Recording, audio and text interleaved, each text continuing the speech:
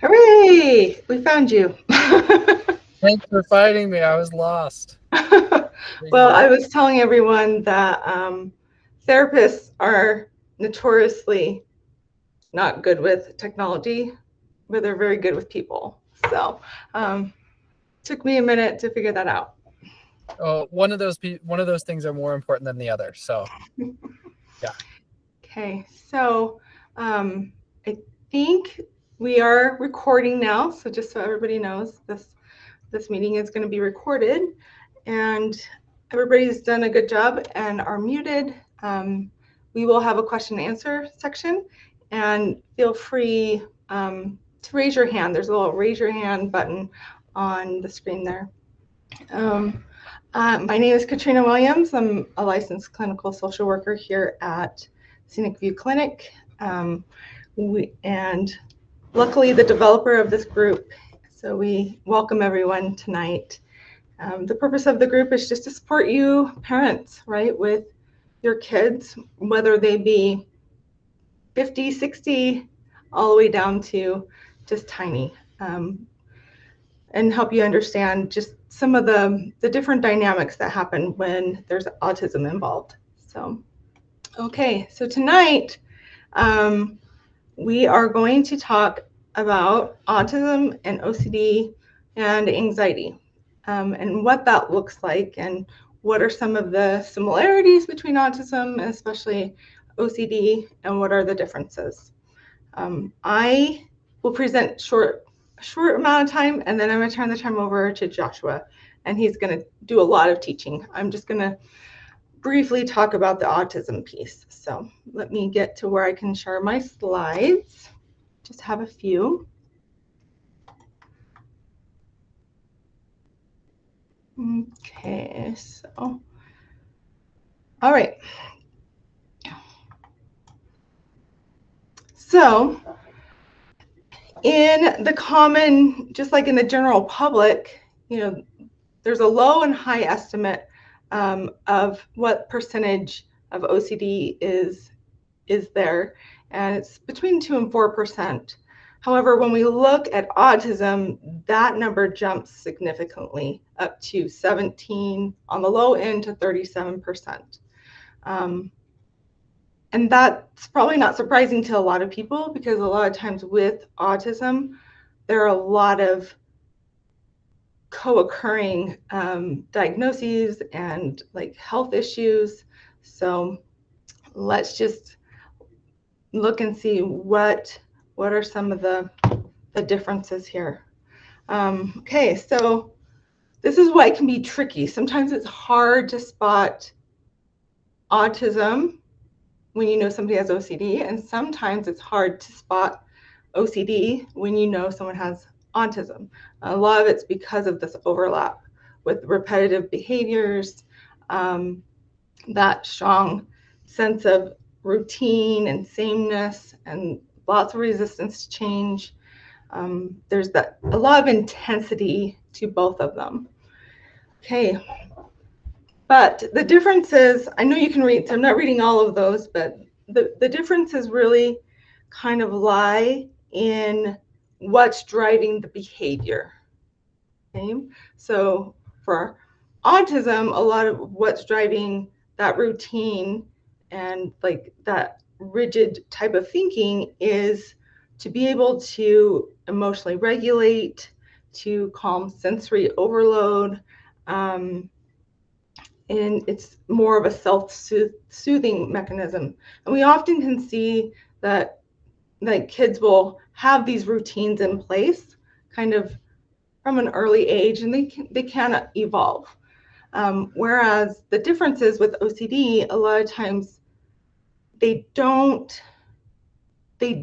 help them feel more calm, right? Those compulsions will kind of soothe them, but like it never really gets to where they're very calm, and they're trying to get away from like their fear. They're trying to make it go away instead of just just trying to live life. Okay, so some common barriers to treatment are listed here. this is because of when there's that combined presentation of OCD and autism. So with lower motivation and willingness, people may not want to do exposure and response prevention, which is, the gold standard for OCD treatment, because they have to do hard things, right? And it causes them more distress and disruption. It just is really hard. It is hard for anyone to do what we call ERP, that exposure and response prevention, but it's especially hard for people with autism. Sometimes they really have a hard time being uncomfortable. And then with reduced insight into social consequences, right, we know with OCD, a lot of times there are other people in the person's life who may be contributing to patterns that enable some of the compulsions and aren't helping very much, but it puts a lot of demand on them, usually reassurance seeking, or they may have to participate in compulsion, and it can be really stressful for them. But the individual may be thinking that that's just how life is, right, and not noticing the stress of others. Okay, rigid thinking and cognitive inflexibility. Well, we see this in both, right? But some of it is that it just makes it that much harder to engage with uncertainty and tolerate that distress. This next one, difficulty with generalization, that's if I do exposures with someone in session, that's all fine and good, but they don't live in my office and they need to be able to do stuff in their real life. And one kind of feature of autism is sometimes they don't generalize information anyway. So, I can do something with them in office, and if I'm not talking about what does that look like when they're at home, how does it translate to what's going on out in their life, they may not be able to do that. And so it can be really easy to just do stuff here thinking that they understand, right? And they go home and they're like, but that's a whole different situation, right? Because they can't generalize the information. Okay, and then lastly, just those differences with emotional experience, the sensory processing, and then we've got often other diagnoses, whether they're health or mental disorders kind of related to that. A lot of people with autism, they often explain their emotional experience being so intense, possibly more intense than people without autism. And then just sometimes their brains just don't quite process all of it quite the same way. And then, if we're thinking about what we're trying to get their brain to learn through ERP, which Joshua is going to talk a lot more about, it just can be really hard to get past that emotional, sometimes overwhelm for them. And so just kind of thinking through, how do we look at all these different features of a person and cater to that person individually to be able to give them treatment. Okay, and then lastly, this is my last slide, are these are my personal recommendations to consider when seeking treatment for autism-specific treatment for OCD, is to just see what the style of the therapist is, if they are able to understand and adjust to a lot of variation actually in neurodivergent learning styles. And so checking, for understanding, using concrete language, If they're going to use a metaphor, explaining this is a metaphor and making sure, again, checking for understanding.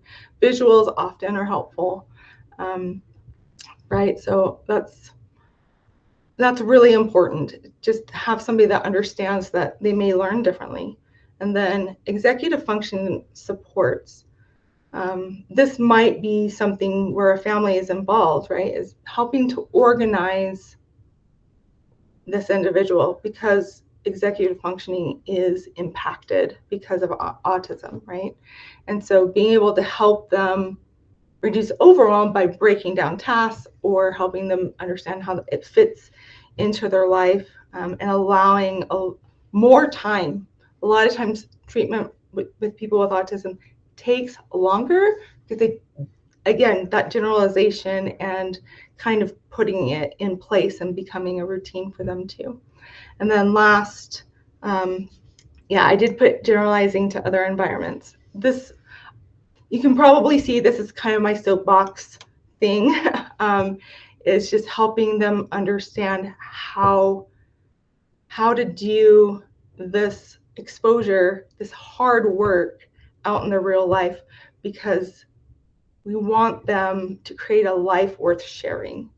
And the rigidness of both of these diagnoses can make it difficult in their relationships with other people. And I find they're often very deeply feeling and love their families and love their friends. And so we want to be able to help them achieve those goals. All right, Joshua, I'm gonna hand it over to you now. That's my part. Thank you. Yeah, wow, thank you. That was a great explanation. I guess before, do you want to take questions before I start, or do you want me to just jump in? I don't know if anybody has questions. I think you're on mute if you're talking. It's because I muted and then I was working on stop sharing. So Yeah. let's just do all the questions and answers together at the end. If they're specific to me, I might answer. If they're specific to you, we'll fill it out together. That sounds great. Sounds great. So take it away. Cool. Thank you guys so much for letting me join you all. Excited to I'm very passionate about OCD and anxiety treatment. So I love anyone who will listen. I'm happy to talk with them, and happy to help, however I can help you guys if you have questions or whatever.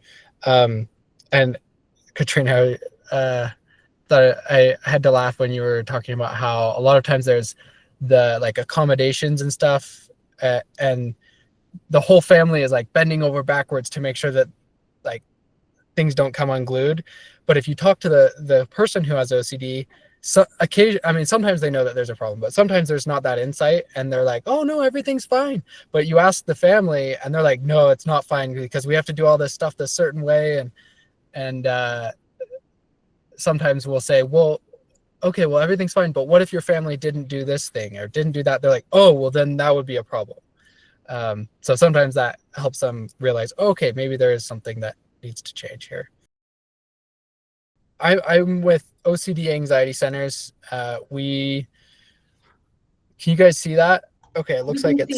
We're good. Okay, great. Yeah, so I'm with OCD Anxiety Centers. We specialize in those two diagnoses, anxiety or OCD. We don't do anything else. That's all we do.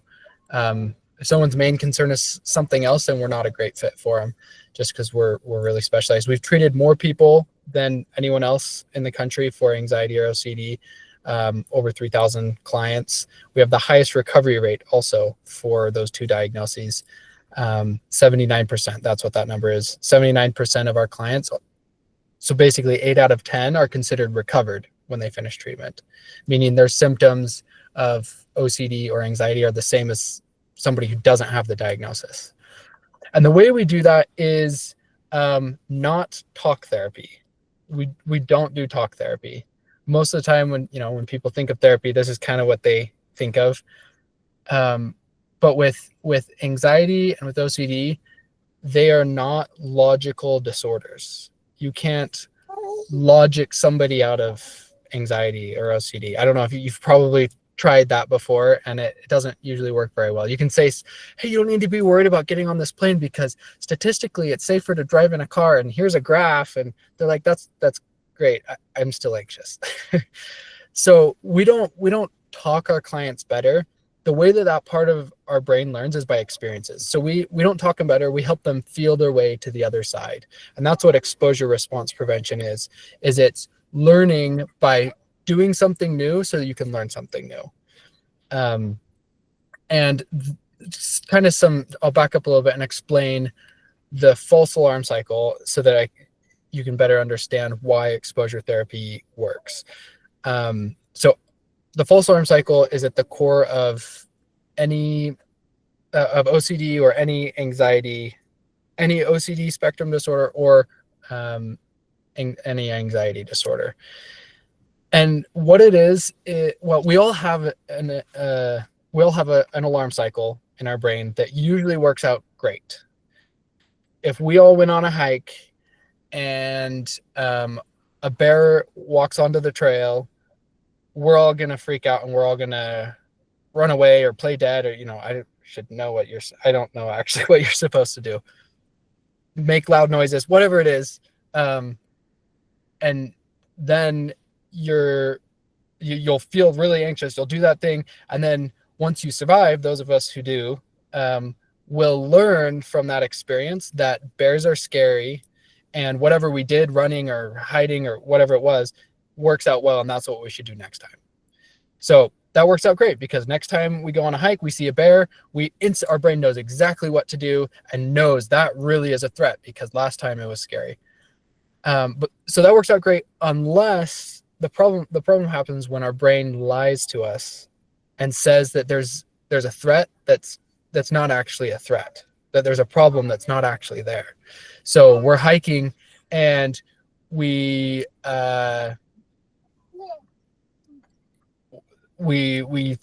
think that a bear is on the trail, but someone just dropped their teddy bear when they were hiking. The kid in front of us dropped their teddy bear. It's on the trail, and we see it. Our brain lies and says, that's a teddy bear. Then if we run away, unfortunately, our brain learns the same exact lesson. Whether it's truly a threat or not, our brain still learns. If we run away from it, our brain learns that was scary and running away was the answer. And so the false alarm cycle, there's a trigger. And so for this example, the trigger would be, you come across a bear, or for OCD, there can be an intrusive thought that's the trigger. And that will lead to a perceived threat that like, I'm going to get eaten. That's pretty scary. And that's going to cause some anxiety or distress. And that will lead to an urge to neutralize. We have this desire we feel anxious. We want to do something to get rid of the anxiety. It's not a comfortable feeling.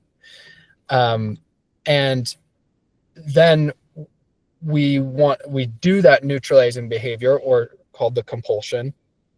We do that thing to reduce that anxiety, and then it confirms the threat. Because if like I ran away from the teddy bear, like it must be scary. Why would I have run away? Like it must be scary. And so this cycle, one thing flows into the next, and there's not a lot that you can do to, like, you can't decide to not have triggers in your life. That just doesn't, we live in a world where that stuff happens, and you can't just choose to not be anxious. That would be great if you could do that. That would be awesome if we could just choose to be anxious. It doesn't really work that way.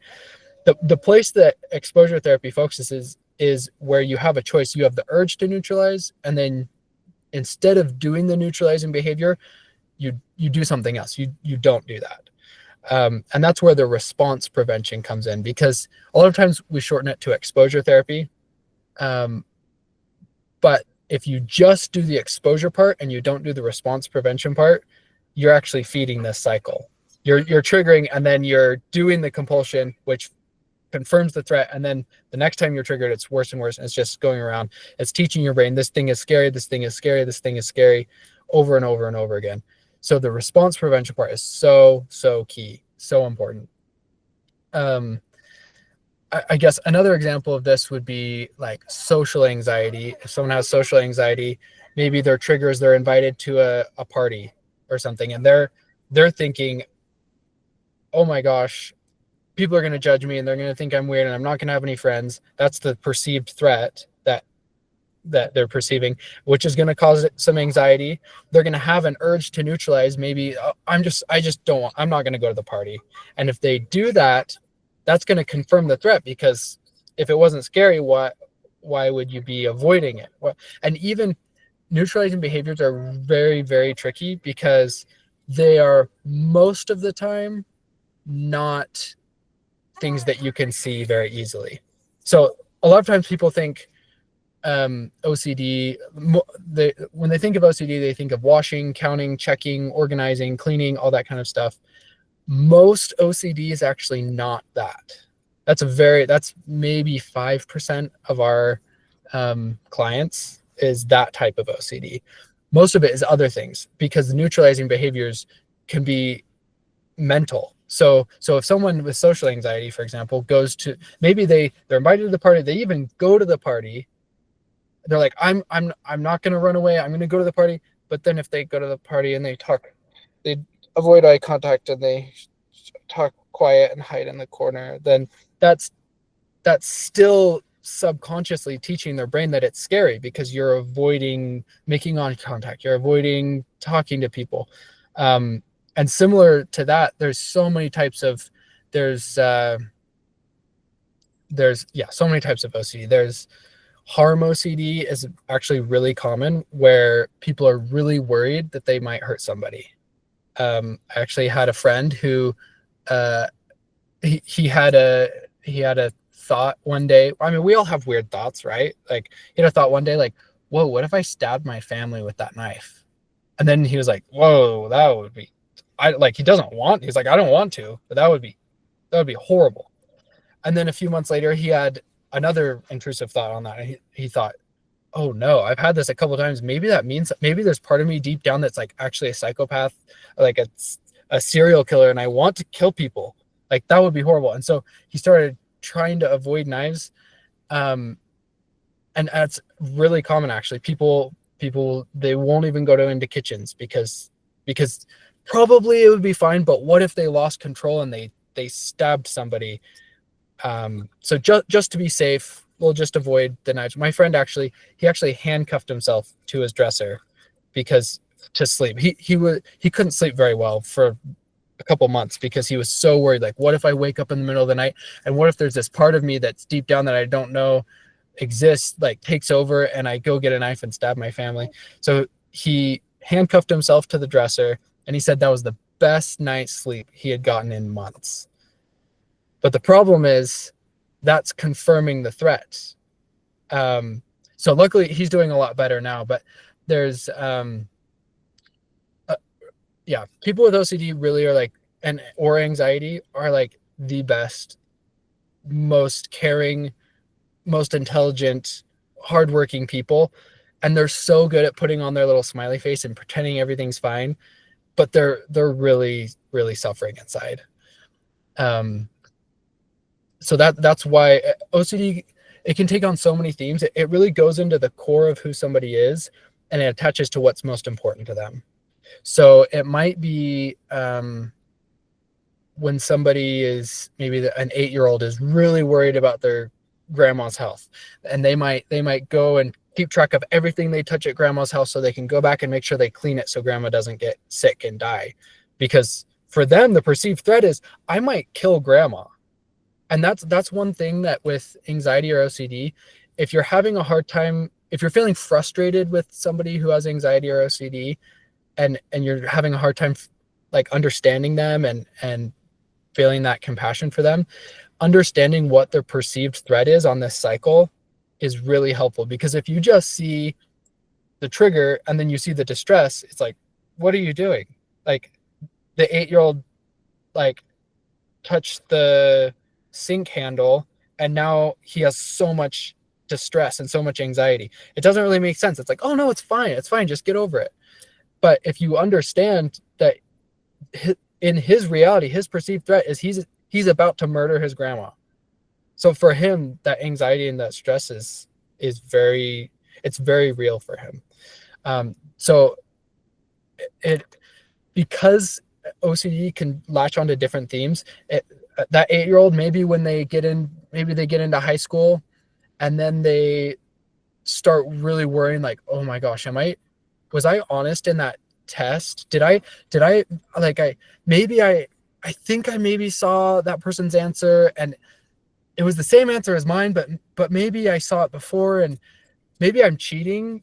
So maybe I should just erase that and I'll circle the wrong answer just to make sure, because this distress is just, I just don't want to deal with it. I'll just purposely put the wrong answer so that I know for sure that I didn't cheat on that. Or maybe they're writing an essay and they're like, well, maybe I plagiarized that. Like I did read that thing and I reworded it, but maybe I'm cheating, and they're just wrapped up in this. And then maybe then they go to college and it might shift into everything. All their assignments have to be done just perfectly, and then they're dating, and then there's relationship OCD where people are worried. There's either that worried that they're cheating on their spouse and they think, oh my gosh, I saw that person and thought they were attractive, maybe that means I'm cheating on my spouse. Oh wow, oh gosh, this is really bad. I should just avoid any situations where I might see someone that I think is attractive. Or on the other side, it might be someone that is constantly worried that their spouse is cheating on them, or they're and constantly asking for that reassurance. And that's another one of those things that's really tricky to recognize. If someone's washing their hands till they're bleeding, that's really easy to see, like, okay, there's a problem here. But if they're asking for reassurance, like, am I a good person, or like, are you going to leave me, those type of things, those are often not recognized as OCD. But yeah, as I was talking about, like, am I a good person? There's scrupulosity, which there's moral scrupulosity and there's religious scrupulosity, which is kind of interesting. We see a lot of religious scrupulosity, where people are really worried about, did I say that prayer just right? Did I do something that offended God, and now I'm going to go to hell, and I have to, they just compulsively have to keep repenting, and they go back into their religious leader and say, hey, I know we talked last week, but there's this one little nuance actually about that bad thing that I did, and I wanted to make sure that that's clear, because maybe that's okay, that's, we'll kind of change things. And then they might come back the week after and say, oh, I thought of this other thing that's a little bit different. I just wanted to, like, are you sure that I'm okay? Or they feel like they have to pray or read it, a certain way.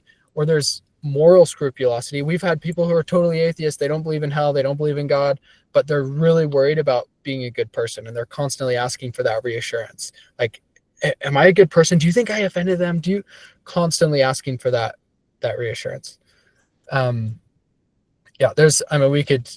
There's basically anything. There's an unlimited amount of things that you could have OCD around. It attaches to someone's whatever is important to them.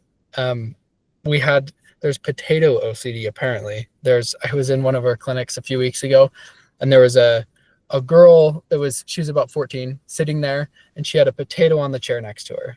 And I was like, hey, how are you? Can you tell me about this potato?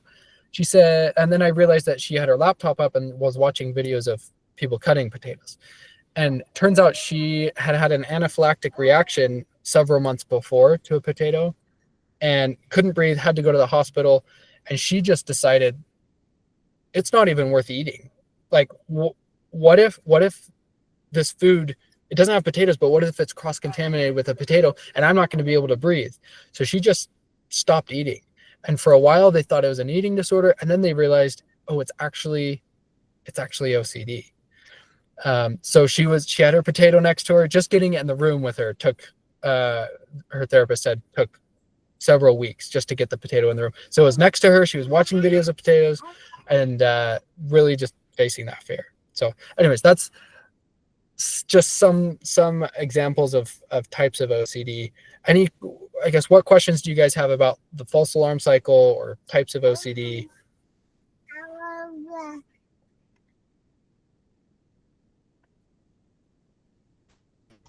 If you have questions, just unmute and go ahead.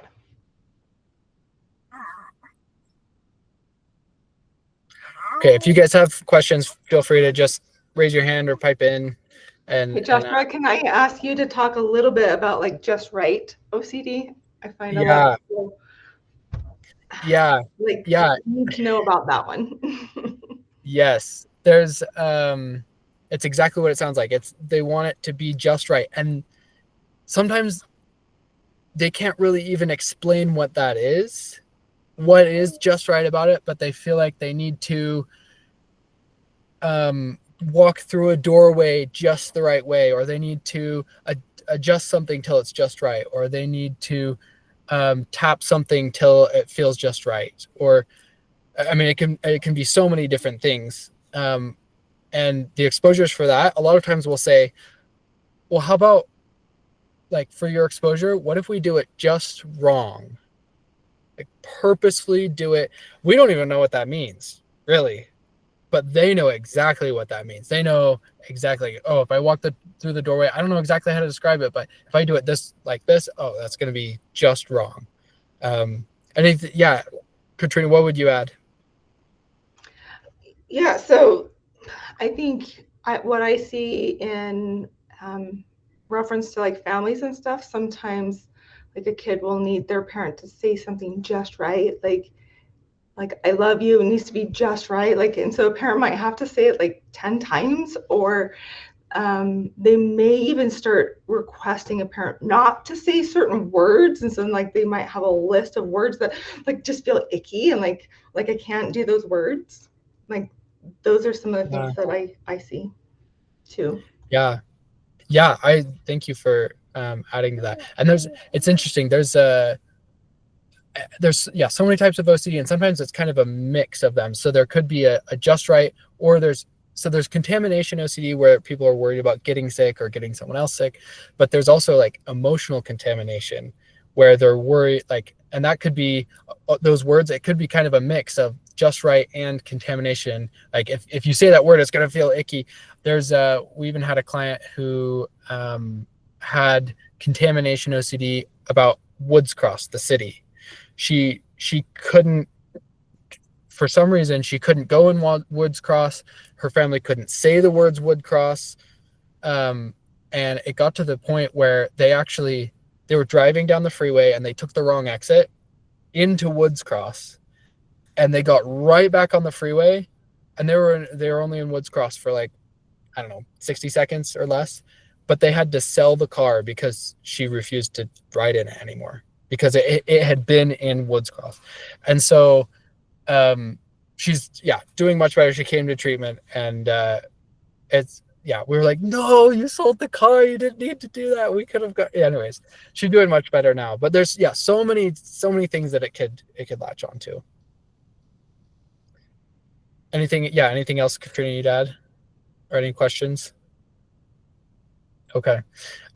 So exposure therapy, because there's so many types of OCD, even within one type of OCD, like contamination, there's so many things. Even within relationship OCD, there's so many types. There's pedophilia OCD is actually really common too. That's where people are worried that, what if I'm a pedophile? Like, I saw that kid and I thought they were cute. Does that mean I'm attracted to them? Like, that would be horrible. Or maybe they're changing a diaper and they think, did I wipe too long? Maybe I wanted to. What if that was the subconsciously my plan from the beginning, and there's a deep down part of me that I didn't know existed that's actually a pedophile? That would be so horrible. I should just stay away from kids just to be sure, just to be safe. People with anxiety or OCD, they just want to be certain so bad.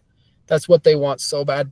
But the problem in life is you can't be certain about anything. There could be a meteor that comes and hits me in the next minute, and you don't know, you can't be certain about anything.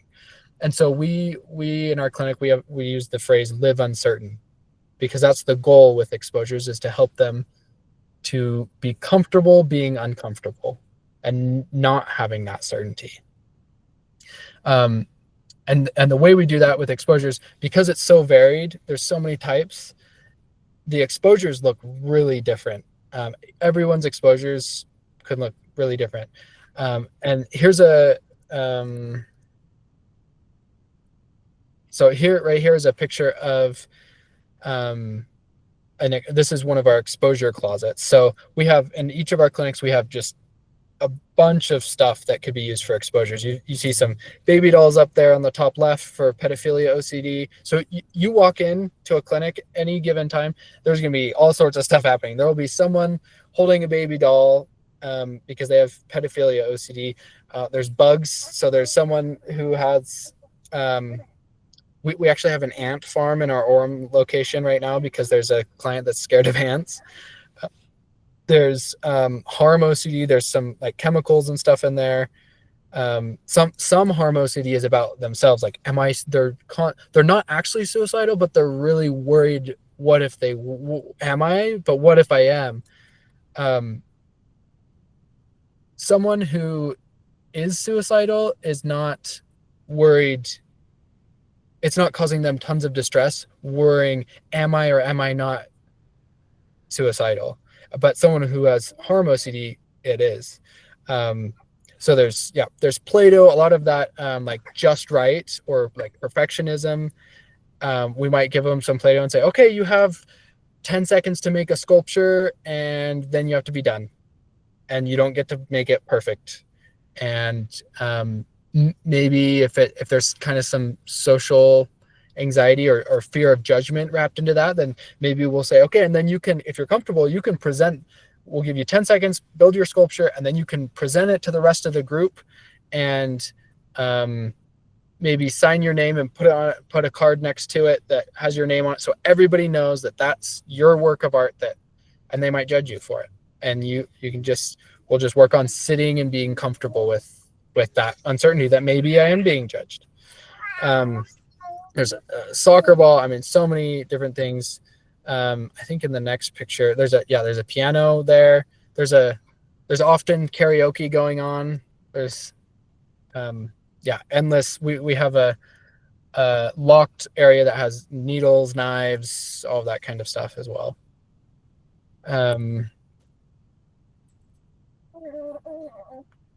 So the way that we have such great outcomes is there's there's a lot of things. The two biggest things are we do exposure response prevention. It's the gold standard treatment for anxiety or OCD.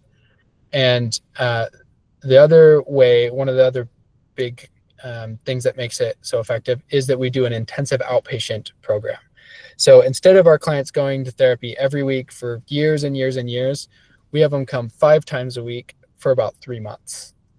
And the reason we do that is because with OCD, with exposure therapy, you're trying to get used to that trigger, learn to be comfortable being uncomfortable. And if you do that once a week, it's really hard to habituate to something that once a week. If you try to get used to the cold water in a pool and you jump in for 30 seconds once a week, you're never going to get used to the pool water. But if you jump in and you swim around for a while, eventually you get used to it, and then you can enjoy your time in the pool. You can enjoy your life. So that consistency is really important. It also, so to be, according to the DSM Diagnostical Statistical Manual, to be diagnosed with OCD, the person has to be spending at least 1 hour a day doing compulsions. And again, those can be mental compulsions. They can be so many different types of compulsions. But if you're spending, part of what makes exposure therapy effective is that you habituate, you get used to it. The other thing is that you are learning something new. You're learning, it actually is safe. But if you're doing an hour every day of feeding the false alarm cycle and teaching yourself, this is dangerous, this is dangerous, this is dangerous, and then you only spend 1 hour a week teaching yourself that it's safe by doing exposure therapy and challenging that's just a losing battle. And so we used to have our IOP program and our once a week program. And there are occasionally some people that can have great success once a week, but it is so hard to get people to do their exposures on their own. It's like, hey, for your homework this week, go face your biggest fear and let me know how it goes. Often was frustrating for the client, frustrating for us, and they just weren't able to make as much progress. And so UNC at Chapel Hill actually did a study on our clinic and found that we had the highest recovery rate in the country for our IOP. And so we just realized we should let other people who are great at the once a week thing, we'll just let them do that, and we'll focus on what we're best at. And we can just, because when people finish our program, we want to have a place to send them that like Katrina, that it knows OCD, that we can trust, and we can say, hey, you've made a lot of progress here. For your long-term care, we want you to see Katrina, and she's going to take great care of you and help you continue the things that you've learned. So that's kind of the structure. And I guess the 79% recovery rate is great. It's an awesome number, but it's sometimes hard to understand, like, what does that mean? It's just a number. So there was, I was actually talking to one of our therapists at the Orem clinic. I asked her just like a week or so ago, I said, tell me about your favorite client story. And she said one of her favorites was this guy, he had contamination OCD, but specifically around air particles. Like if they're contaminated. So I mean, if you go into a public restroom and it's stinky, you're technically inhaling poop. And that just freaked him out. That he couldn't take it. So the only restroom he could use was the one at his apartment. So he could leave his apartment, but only kind of within this radius, because he had to be close enough that he could go back home to use the restroom. And he, when he came to treatment with us, the first while, he couldn't even walk past the restroom. He had to walk all the way around in this big roundabout way to get to the group room. And eventually we worked with him, and he was able to walk past the restroom. The first few times he did it, 10 out of 10 anxiety. It was so scary. But by the 10th time, his brain had learned, oh, it's actually, I haven't died yet. This actually isn't that bad. And then he was able to stand outside the restroom. And then he was able to stand in the restroom. And he actually, when he finished our program's about 3 months, he actually he flew to Thailand in a recirculated air tin can that is all just recirculated air. And I've never been to Thailand. I don't know what the restrooms are even like. I should probably look up a picture, but they're probably not as clean as his was. So it's just stories like that just illustrate, like, that's what happens when people do. I mean, it's not a magic trick. It's definitely really hard work, but it is so worth it. These people just get their lives back, and they just gain that freedom. So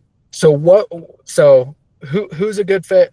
So these are our locations: Bountiful, South Jordan, Orem, and we have telehealth as well. We also have some clinics in Texas, California, Washington, and soon Virginia. Any anxiety or OCD diagnosis, anything under those umbrellas, we see age 8 and older. We actually do take insurance. Most specialty clinics like ours, the one that's closest to our centers is $54,000 to do 3 months with them, and they don't take insurance. But we take all major insurances: Select Health, TRICARE, Cigna, Aetna, DMVA, Blue Cross. We just want to make it accessible for people. And we can get people in about a week, and we're open 8 a.m. to 8 p.m. because we know it's a sacrifice to dedicate that much time. We have people come 5 times a week for 3 hours a day. So definitely a sacrifice. But really they're going to have the rest of their life back. Every day for the rest of their life, they can just live life and not just exist through life. And so just because it's a sacrifice, we want to make it accessible. So we start at 8 a.m. and we're open all the way till 8 p.m. And again, have that telehealth just to try to give people options. Yeah, what questions do you guys have? Okay. My question is, do you have options besides the intensive option, which was the 3 hours a day, 5 days a week? That's a great question. Yeah, we used to, but we realized it just wasn't nearly as effective. Because for exposure to be effective, the exposures have to be done every day. And so without because it's so hard, it's such hard work, without that support and that environment that we've created in the clinic for them to do it, it's just really hard for them to be able to go home and do it. And we still want them to be doing it at home so that they can take that learning home, but just without that support, it's just really hard for them to make progress. And it definitely is a big time commitment. A lot of times we'll ask people though, like how many hours a day are you slowed down by your anxiety, or how many hours a day are you doing compulsions? And a lot of times they say, oh, maybe like an hour or so. And we'll just say, you're already spending the time, you might as well spend it getting better.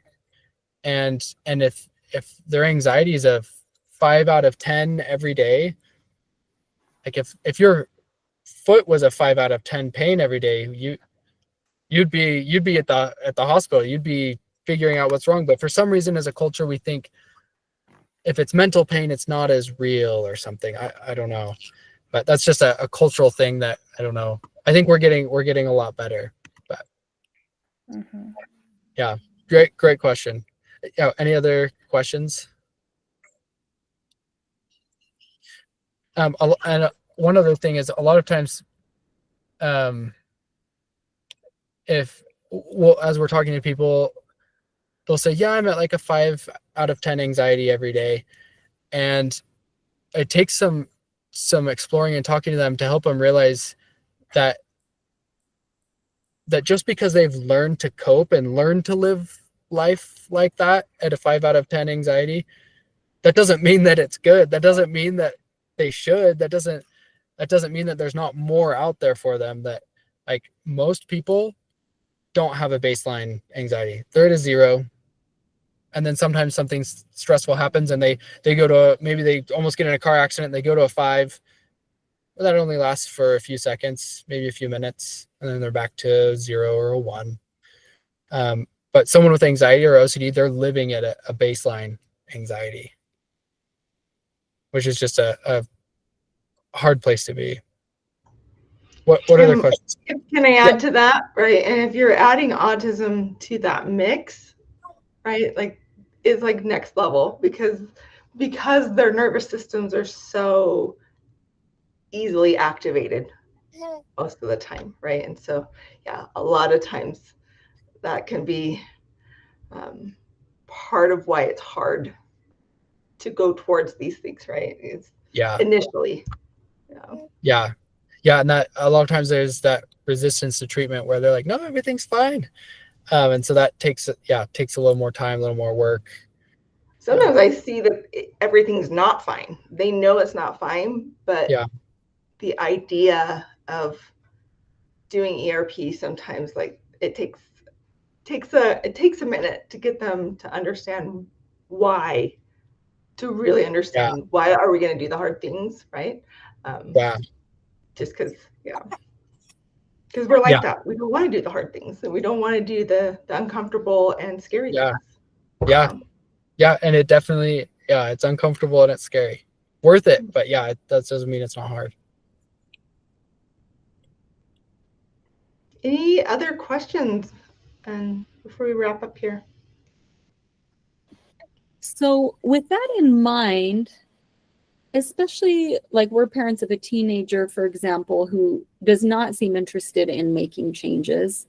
Mm-hmm. Do you have any suggestions? I mean, my sense from what you're both saying is that this requires buy-in and needs to be kind of self-determined. Do you have any suggestions on how we could help someone else move there, or do we just wait until if and when? Yeah, who's got both, or do we just wait Yeah. until they're ready?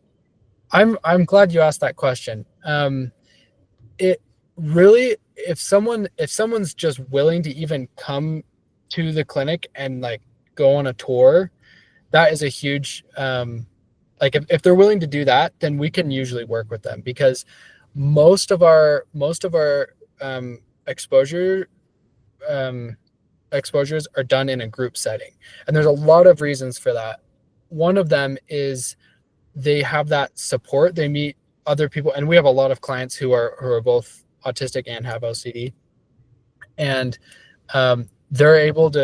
they're like, wow, I found my people. Like, you also have these intrusive thoughts about this, about like stabbing people or about this thing. Like, I found, like, you understand me, and you also have autism. They find their people, and then when they see them doing exposures, it helps them start thinking, oh, maybe I could do this. And they kind of start supporting each other and helping each other with their exposures. And they'll find collaborative exposures where they can, someone with, anyways, there's lots of ways that there can be collaborative exposures, and it creates this environment where it makes it, a lot of times people who are hesitant are much more willing to engage in treatment.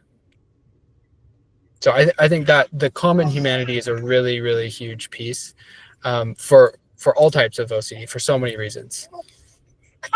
Yeah, hopefully that helps. What other questions? And yeah, Katrina. So I just want to say, like, I agree with you, Joshua.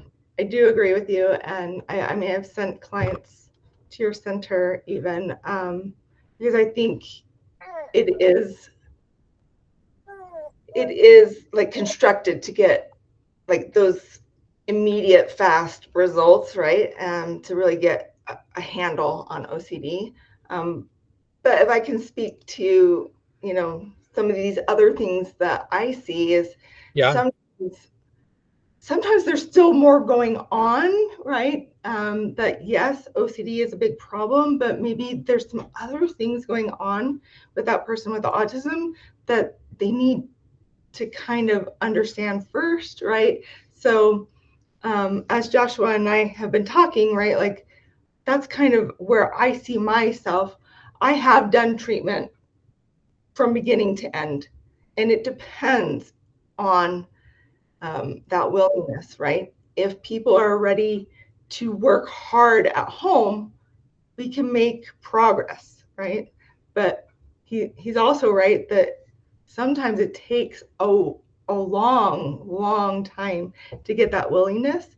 But when we're working with autism, every little piece of progress is like a huge step for them. And so, you know, if I can get somebody to move towards that, right, and even link somebody to something like this, and then maybe be there to kind of catch them at the end, make sure and kind of watch for those maintenance behaviors. I think that's one of the things I do well, but also like just as a parent to parent and just all these things, just realize you're doing the best you can, right? And learn all you can, reach out to people. But in the end, use your gut, right? Use your gut about what your kid needs and when. Because sometimes going full throttle with a kid that's newly diagnosed or has some other things going on can put them beyond their capacity to cope with doing like ERP. So I think that's a fantastic point. There's people, every day we tell people that we'll have people call in, they say, hey, I heard great things about you and you take my insurance, I really want to come to your clinic. And we talk to them when we realize maybe there's some anxiety or some OCD, but their main thing is something else. Like really there's something else that they need to work through first before they're going to be able to really engage in treatment. And so we'll tell them, sorry, we're not the best fit for you. We actually won't take you because it seems like there's some these few things. That could be an eating disorder. Maybe they need to, work through, make some more progress on willingness related to autism, or, whatever it is. Like we want you to get that addressed first. That's the main thing we want. Like that's the most important. And then once that's taken care of, then come to us and we would love to help you. Well, it's kind of like peeling an onion, one layer at a time, you know, and we might be a layer, but we might not be the outermost layer. We might be the next layer in. So yeah, thanks, Katrina. All right, any burning questions? We're a little over time, but if there's anything anybody really wants to ask, now's your chance.